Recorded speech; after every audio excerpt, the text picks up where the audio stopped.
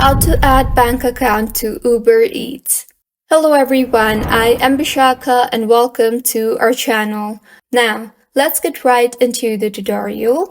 Firstly, go ahead and open your preferred browser and in the search bar search for www.ubereats.com. You will then be led to the official webpage of Uber Eats.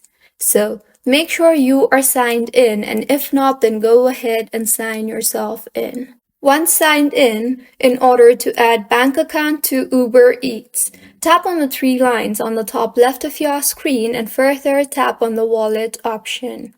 You will then see the option for add bank account. Tap on that. In the interface that you will then be led to, enter your bank account details and other information required.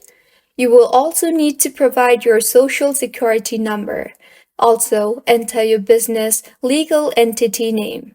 If your business is a sole proprietorship, provide your company's mailing address, and with this, you will be able to add your bank account to Uber Eats.